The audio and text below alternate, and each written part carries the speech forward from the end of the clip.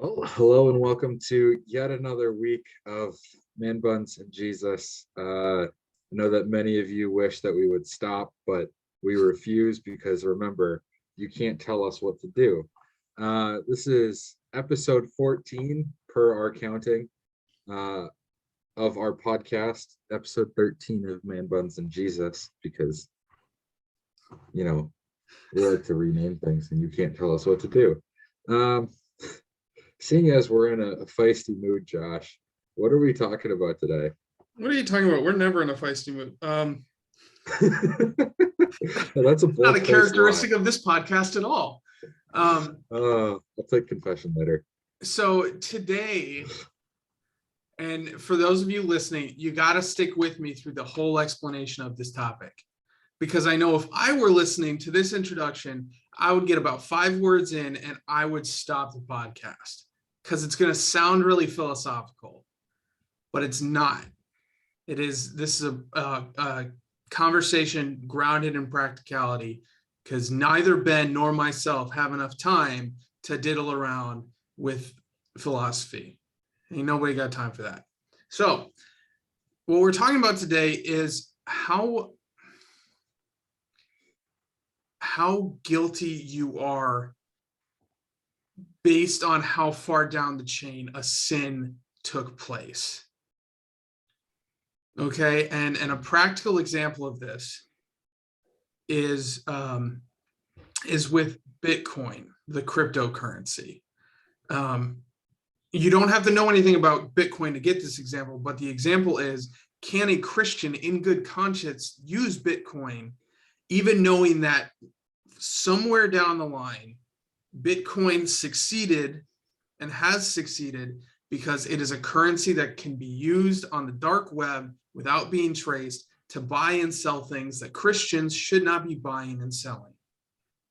So are you guilty participating in blockchain or participating in Bitcoin because somewhere down along the line, someone did things they shouldn't have using or involved with that? Another example is, can we in good conscience buy clothes from companies that use child labor or use sweatshops, things that we should probably not be supporting, right? So the core of this question is how far down the chain of whatever we're talking about do you have to check where you would be culpable for, I guess, in some way supporting someone else's sin? And this is a question that has come up in a couple different contexts in my congregation. For those of you who are new to the podcast, I'm a pastor out in Southern California, and I've had people come up to me and they're like, "Well, I'm thinking of doing this, but I know like somewhere down along the line, someone committed a sin to get to where that thing is." So that's kind of the question at hand. And I think it's really hard to deal with because I am of the belief that if you follow really anything back far enough, someone did something they shouldn't have done. Like take medical advances. At some point, someone probably did some unethical research. And that might not have been in the direct, like take it, for example, the COVID vaccines, right? Their supply chain is fairly free, at least as far as I'm aware, is free of ethical problems for Christians, right? Like, I believe the Catholic Church cleared several of them, no fetal testing, no unethical testing on people, right? But foundationally, the idea of vaccines is founded on this idea that years and years and decades ago was founded on unethical research, right? They said, hey, I wonder what happens if. Mm-hmm. So we have to deal with this, and I think if, the fact that we can set your bones or a lot of modern surgery, where it comes from, right? It comes from experimentations the Nazis did in concentration camps because they had absolutely no qualms about experimenting on people. And while it was terrible, they learned a lot, and we didn't throw out that information in our own pursuit of medicine. So I think I've established the problem and given absolutely no solution on how to deal with it. So you want to take that part, Ben? Thanks for giving me the It's a easy simple part. question. Yeah. No, I think that's a fair question to ask, because no matter what path you wander down, you're going to run into some sort of ethical problem. I mean, um, anyone who has to take an interstate to work on any given day, you are driving down something inspired by Nazi design. Anyone who enjoys a candy bar, chances are that at least part of the chocolate used to create that included some pretty unethical labor practices somewhere along the line. If you enjoy coffee, there's all sorts of problems in the coffee industry. If you wear clothes, which I hope is all of you, there's all sorts of problems in the clothing industry. Just So breathing oxygen, you're probably okay. I don't think trees commit any sins doing that exchange. Do you know how many falling trees kill people every year, Josh? Dang it, you're right. Oh, also, like you how did Jesus die? Well, I don't blame the tree on that one.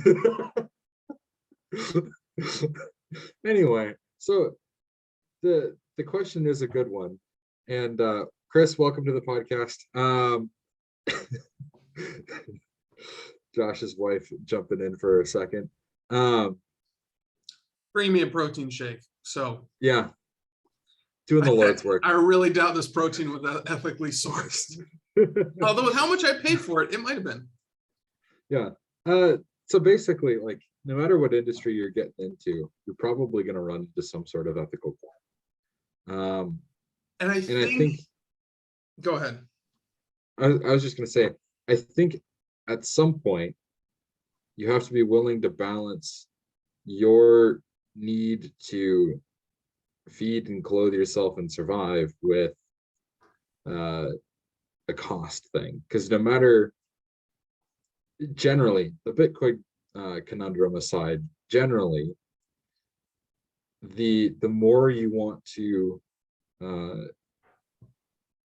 really try and find something that's fair trade or environmentally sustainable or is quote unquote ethically sourced from start to finish. Exactly. Yeah. The more you want to find something ethically sourced from start to finish, the more expensive it's going to be. Unless you grow vegetables in your own garden in the back using compost from, I don't know. Yeah. Like, unless you like grow food yourself, you're probably going to run into some sort of ethical dilemma. And so you have to find that like balance point. Yeah. So. Well, and I think I could be wrong, but I think if we were to ask this question 50 or 100 years ago, the answer for a lot of people would be very simple. It would be, you are only guilty for your own actions, right? Mm-hmm. Like you're not responsible for someone who's selling you something that fell off a truck, right? But I think we're at a place culturally now where you're not just guilty for the things you do, but you're guilty for the things that you support, which I think to a certain extent makes a lot of sense, right? Because like, to take kind of an extreme example, if you give money to Al-Qaeda, you're not committing any war crimes, but they probably are, right? And I would say that you have supported, you are now culpable in the war crimes that they're doing with your money. So I think it's something that kind of comes along with how interconnected society has gotten. But the question remains, like, so we're saying, yeah, you're probably culpable if you've directly given money to someone who's then doing something really bad with it. But like, if I'm buying clothes from a company who buys clothes from a factory who doesn't really care about child labor laws, like, I'm indirectly supporting them because I'm not helping drive them out of business, but it's like the line somewhere is getting muddy, right? Because the other extreme is I don't support anything that anywhere in the chain is unethical, and in practicality, you almost have to go to an Amish extent of things where like you do everything yourself or from your neighbors, and you kind of cut yourself off from anything. And I would say even technology, right? And we're not talking about like the process of building technology, but if you're watching a TV show that is sponsored by they have a commercial for clothes that are unethically sourced, like you're like roundabout going back to you're supporting them in some way. So it's there are two extremes here, and we gotta where's the happy medium? Where's the faithful place to be in the middle? I think so. My brain goes to two different places. One, for those of you hearing this and thinking to yourself, wow, that idea of you're really only culpable if you're the one that actively buys something from somebody else, and it's giving that person, some sort of undue gain, like Josh's example of buying something that fell off a truck.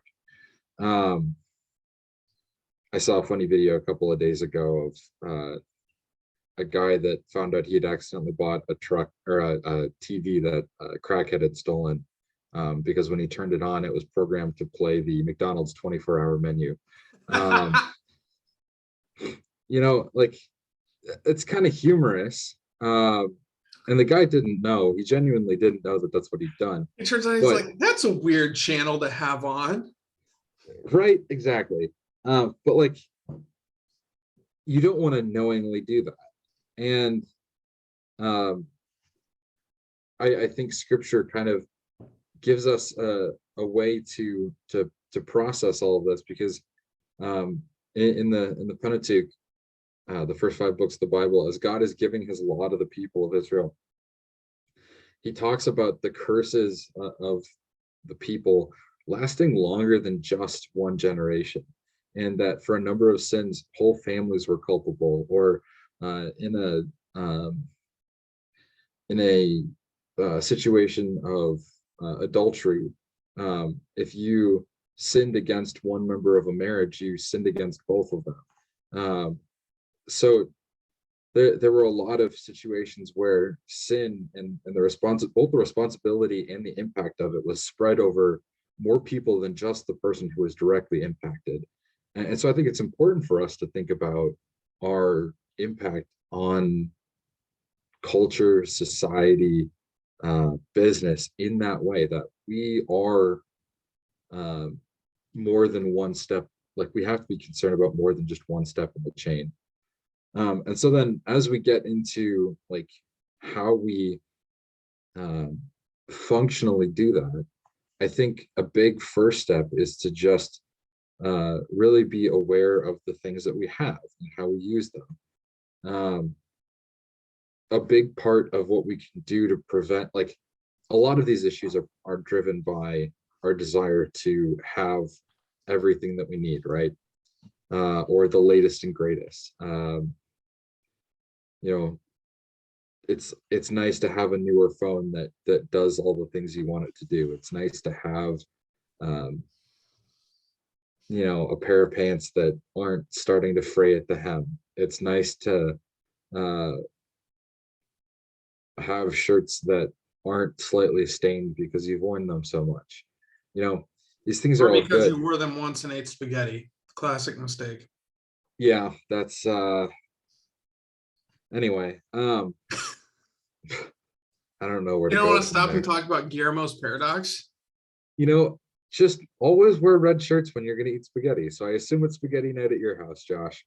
For those of you listening to this podcast and not watching it, Josh is currently wearing a red shirt. Indeed, I am. Yeah. Anyway, so the summary of all of that is we can do a lot to help with these ethical like situations by just slowing down the amount of stuff that we buy. If we buy less of our money goes into ethically ambiguous or corrupt situations. And I think that can be one step of the puzzle. But once we start needing like to actually purchase things, it gets more difficult. Josh, you have any thoughts on that? Yeah, well, I mean, the first is acknowledging that at some point, right, you ought to be buying something. Like if your pants have ripped right down the back seat, you need new pants, okay? Like, so there's the, I mean, and I guess you could learn to sew and you could fix the pants, but at some point, Mhm, it's okay to make a purchase, right? mhm, Um, and when you make those purchases, like there is an element to, Ben was saying we want the latest and greatest. There is an element to you get what you pay for. So like if you do have to get a new phone, sometimes it's worth getting the more expensive one because you're not going to have to like you're going to have 4 years before you have to replace it, as opposed to you get the cheap one and you got to replace it 4 times. mhm. So like we're not, and this isn't a podcast about consumerism. We're going to do one of those eventually, but this isn't the one. Mhm. But what this is actually reminding me of is a reading assignment I had and I went through yesterday.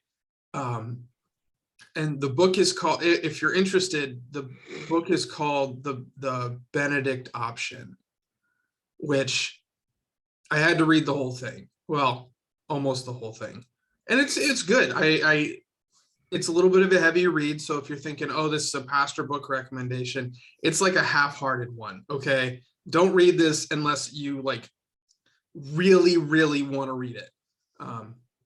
But he talks about one of the traps that Christianity has fallen into is we've completely left behind the asceticism of monks and of early Christians. And kind of a rough definition of that is a willingness to intentionally have less, Mhm. or even a drive to intentionally have less.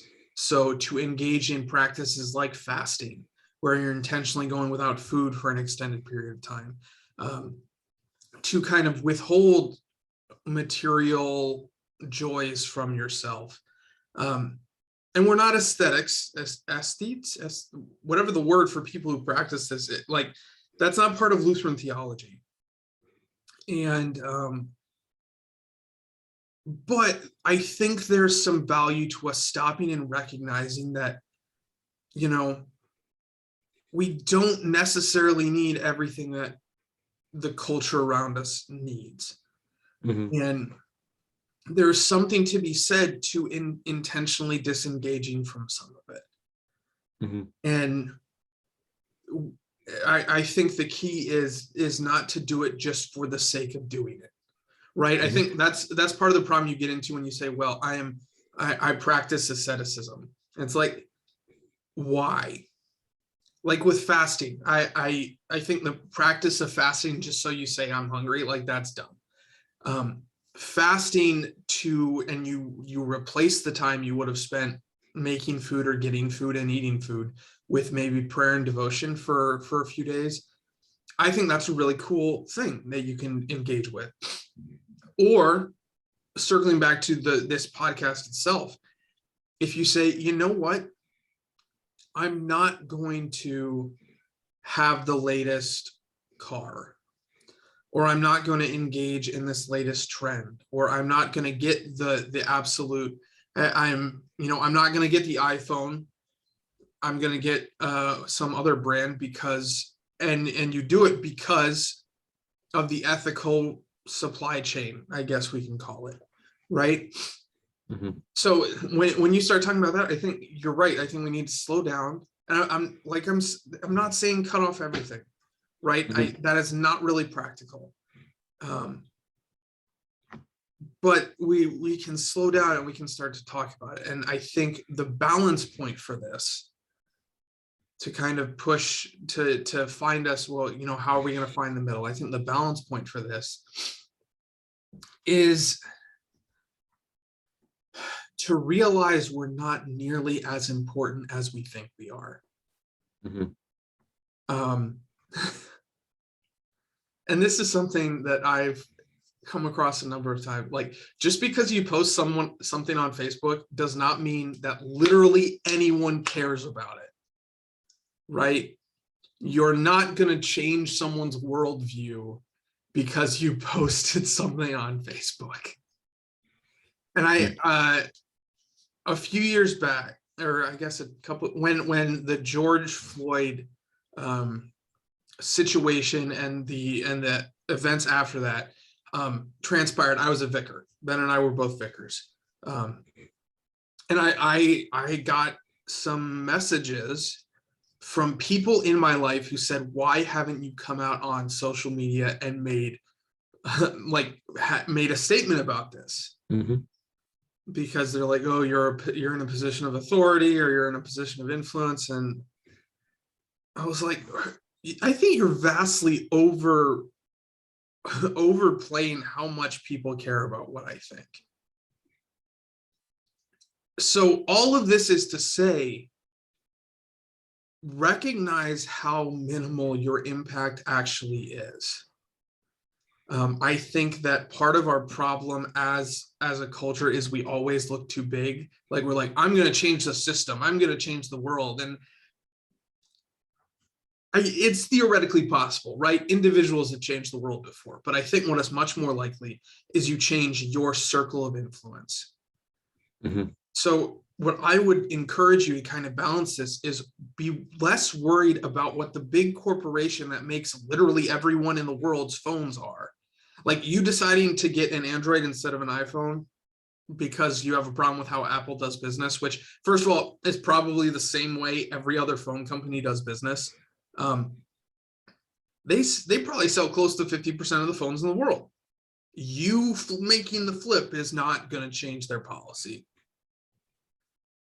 But maybe at your grocery store, maybe, and I haven't seen them out here, but you saw them in Georgia all the time. Maybe you stop and get some of your vegetables from the farmer who has the stand on the corner instead. And yeah, you're probably going to pay a little more. Frankly, the vegetables are probably going to be better. So there's a balance point there. But what I'm saying is, don't get so worried with these huge things outside of your control when we're thinking about, what's the chain of how guilty am I? It's like, yes, if we're being totally honest, you carry some of the guilt for the things you buy, no matter how far removed you are, right? We deal with this. We're still guilty for Adam and Eve's sin, and we're about as far removed as humanly possible from them. Like, you're culpable. But there's this reality, we have to come to terms with the fact that we can't absolve ourselves of all sin. That's why our faith matters, right? We believe in Jesus Christ because he paid for our sins. So what I would say with that, don't be so worried about these big things that you are culpable for, but you can't do anything about. And the balance point is, we should try at least to live as God would have us live. So in those zones where you do have an impact, that's where you say, well, I'm going to make this change, even if it means a sacrifice on your part for the virtue of this impact that I have, right? So that's those are two balance points that I think I would draw out if I'm trying to come to an answer on this. And it's kind of vague, but that's what I'm thinking. Yeah, I think, for me, the balance point is less on like an ethical scale and more on like a monetary one. Because like, there are certainly products on the market in just about every industry that are ethically less problematic. They're like, there are products where you can see the supply chain all the way back and know that they're paying a living wage to their An employees all the way example, down the line. Butcher Box. If you get your meat shipped in from Butcher Box, every single piece of meat has a little barcode and you can scan and find out exactly what farm or fishery it came from. Mhm. I Mhm. never do, but it's cool that in theory I could. Mhm. Sorry, continue. My aunt works with a, nonprofit that has, they call it Better Than Fair Trade Coffee, where they partner with individual farmers, and buy their beans wholesale, so that they know that the farmers that they're partnering with in Central America are getting a fair price for their coffee. And it's a little bit more expensive, but it's good coffee. Um, and so like you can find some of these organizations that work to, promote more of a fair trade practice, and invest. You're going to buy, if you're a coffee addict like me, you're going to buy coffee anyway. You might as well buy it from somebody that you know is trying to ethically, like source their materials. Especially if you're um, financially supporting Ben's aunt. uh, Shout out to Aunt Sandy. Your We're not coffee is great. sponsored, by the way. No, not at all. I can't even remember the name of the group that she works with. How That's sad. could you? We open the bag, it gets dumped into a candle jar for like freshness, and then I throw away the bag and forget what the coffee company is called. My source is my aunt. I don't go to their website. Anyway, um, uh, So if you want or this like, fair trade coffee, just Google Ben's Aunt's coffee and you might get something. I don't know. one of these, maybe for next week, I'll figure out what the company is called, and I'll shout them out on the podcast. But like, or you can, Josh's meat example. If you don't want to get a butcher box, another way you can do it is you can find local butchers that source their meat locally. There's a lot of, especially if you live in a larger city, there's one almost everywhere. If you're here in Michigan, I know a guy up in Frankenmuth. If you're in Like, Michigan, there's a 50% chance your neighbor will kill something and chop it up for you. You kidding me? that's fair. I mean, I have meat in my freezer that I got from my grandpa who went deer hunting this year. This is a total tangent, but do you remember Ben and I used to work for IT at the seminary when Evan, who was our network admin, he came in and he said, "Guys, I killed a deer this weekend. I need to get rid of this meat. Like, do you guys have a place to take half a deer?" And it's like, we live in dorms at the seminary. Where do you think we're going to keep half a deer? Are you kidding me? Yep, I do remember that. If you need ethical venison, just talk to Evan. He's probably kind of ethical. No. Are you kidding? This is Evan we're talking about. Oh, He moved to the desert to work on an open source merge project. Anyway, Evan, if you're listening to this podcast, we appreciated working with you. Just upholding the oldest of traditions of making fun of you. Anyway, so I think like the balance point for me is you find a company that you find the best company that you can afford, and you invest in. Not everyone's going to be able to afford everything perfectly, ethically, sustainably sourced. It's just not a reality for some people, especially if you're living. I don't want to talk too high and mighty. It's not sustainable for me, right? Yeah. No, I'm I get pastor, butcher Josh is a box pastor. partially because it's cheaper in the end than most other ways of getting my protein. Yeah. So like we have to make sacrifices from time to time, but like, or not sacrifices, we have to make decisions from time to time on where to invest our money. But we can definitely try and find places to invest that we can go that extra half step or that extra step to make a difference. And then I think the other thing is, when it's coming to not food, because you can't really do this with food, but when you're looking for like clothing or house supplies, check a thrift store. Like if somebody buys Levi's has a commercial. If we make better clothes, we need to buy new ones less often. And if we buy new ones less often, like we're wasting less. So yeah. I was just gonna say, like, if somebody buys an unethically created t-shirt, wears it half a dozen times and then realizes I don't like this anymore and donates it to a thrift store, if you then go buy that t-shirt and give it as much wear as it possibly get, like, you're buying it to prevent it from becoming trash, basically. I'm probably Um, supporting some sort of I guess good ethical work, right? yeah, Because a lot of the thrift often. stores, their money goes to employing the less fortunate or Mhm, job training or like stuff like that. mhm. So if you can make those kind of decisions, and, like, if you need paint clothes, that's an easy way to go to the thrift store. Go buy a t-shirt that somebody already got paint on, donated to a thrift store. Like, you don't need to go get new clothes to go paint in. That's almost silly to me. You met someone who does that? No, but I've kind of done that before, and I felt like an idiot after. Okay, so I was crawling under trailers in Nebraska to do insulation work, and I didn't want to, like, destroy any of my existing sweatshirts, so I went out and got a $5 sweatshirt from Walmart, Okay, you needed like a and now I regret that. uniform. Yeah, exactly. It was like 40 degrees that day, so I needed I don't know. something. That seems reasonable to me.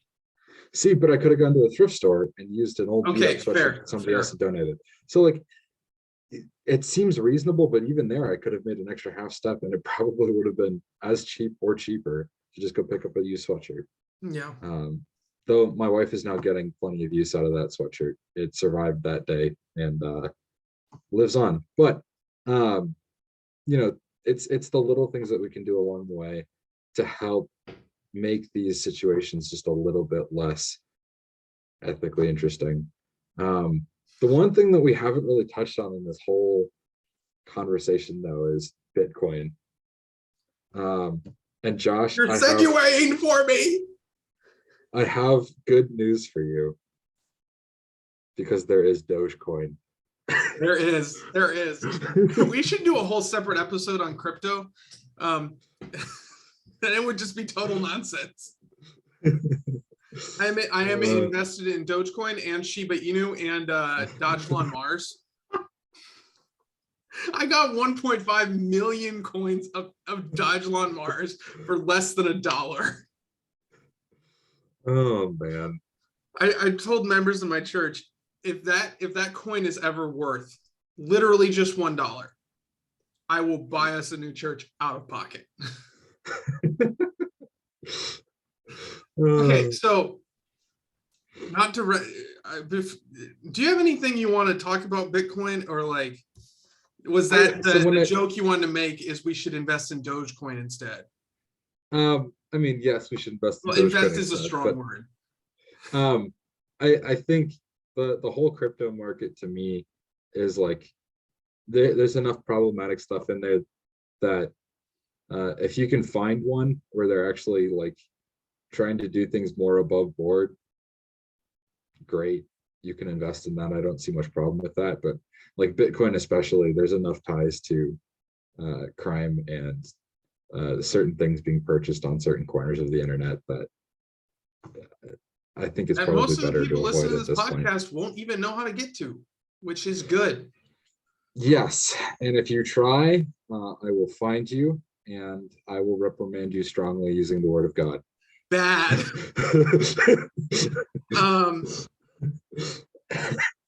yep. We're gonna move. So before we get to our close up, there's something. These were shower thoughts Oh boy. based on this kind of like this train. You've seen John Wick, right? Yeah. You can't be a friend of mine and not have seen John Wick at this point. Um, so in John Wick, for those of you who don't know, the criminal underworld has their own currency. They're gold coins that are minted by the high table, which is like the supreme crime overlords. And that's so John, you see John Wick using them for his hotel stay at the Continental. You see him buying a bulletproof suit with them. You see him buying all sorts of fun guns with it. He hires the guy who cleans bodies for him with these coins. And I was thinking, I was like, what if we had a church coin? Right? What if, as we receive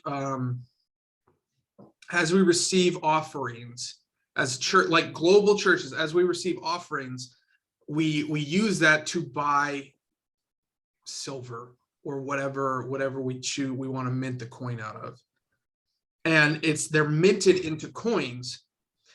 And with those coins, like that's how the church does business. And the marker of accept, like anyone who accepts those coins is on that wavelength. So that would help clarify. First of all, this would help the church be less tied to, we need money to do it, because what you're doing is you're creating a network of people who said, we want to support the church, so we're going to accept these coins. So the church, when I need sandwiches for a Super Bowl party, I don't go to Subway. I go to some mom and pop shop that accepts the church coin. And I mean, it's completely impractical. And like, yeah, I was gonna say, the this is a little Catholic Church pie in is the the only church in the world with the institutional power to actually even think about accomplishing something like that. But it was something I was thinking about. I was like, a lot of the problems that we have could be helped by doing something. Like there's the ethical supply chain. There's you're less reliant on the policies of whatever government is dealing with the economy, right? Probably inflation proof, which would be nice. So that has very little to actually do with the episode, other than it would give you like a marker for, this is like a faith safe supply chain, right? You don't have to be guilty for shopping here, I guess. But shower thoughts. Plus, it's super cool when John Wick is like, here's my gold coin, give me my gun. Like a secret currency for the church. That'd be pretty dope. I'd be down. Are you okay if it's a cryptocurrency? I'm okay with Because that. I might know someone who could work on that. I wouldn't be opposed to it being a cryptocurrency. Okay. Of course, the average, like the mom and pop shops that would accept a church coin, I don't envision them being really hip on crypto. So we'd have to leap that hurdle, but church coin. Anyway, so takeaways for today. I'm starting off. I've got a serious one and a funny one. My funny one is I'm gonna get Brendan Harrell working on a church-based cryptocurrency. Who we can debut it at best practices. Yes, I like that. It's probably not this year's best practices though. Next year. Let's be honest. It's gonna take at least a year. And then my realistic one is the thing that we're gonna do is not necessarily change people's mind or change the world wholesale, but we can make small steps, small investments, and we can have a small scale impact on the way that people look at the ethics of purchasing an item. And I guess almost like a tension keeping takeaway. My funny takeaway is I want a church cryptocurrency, I guess. But the real takeaway I would love for you to pull from this is balance Ben's takeaway with just a sober, realistic look at what your impact actually is. So especially when you're making decisions on where am I going to make my investment in, supporting more ethical practices, maybe you consider where am I actually going to make a difference? So recognize the limitations of your own influence and importance. Not saying that any of you aren't super important, but really no one recording or listening to this podcast is that important. So some prayer thoughts for today. Pray for, the Holy Spirit to do work to lead people to live more as God would have them live. It's a really easy one. And I think Thanksgiving is due. So pray a prayer of Thanksgiving that we are living in a society where, while it is becoming more difficult to find things that are totally removed from ethical questions, it's also a society where it's maybe more easy to explore some of those things. So there's some good with it, and we can give thanks for that. Anything else, Ben? Nope. And I still can't find my aunt's coffee connection. Coffee business. Maybe next time. I'll see if I can find it by the time the episode comes out. We can put it in the description. Yeah. As always, if you have questions, reach out to one of us. We're always happy to talk about man buns or Jesus, although I don't think either of us has a man bun up this week, much to our shame. We'll get there. And please subscribe on whatever platform you do watch. And like, shameless, it's great because it reminds you when these episodes come out, but it gives us some indication that we're not just talking to ourselves here, which is good. So with that shameless request, brothers and sisters, go in peace, serve the Lord. Thanks be to God.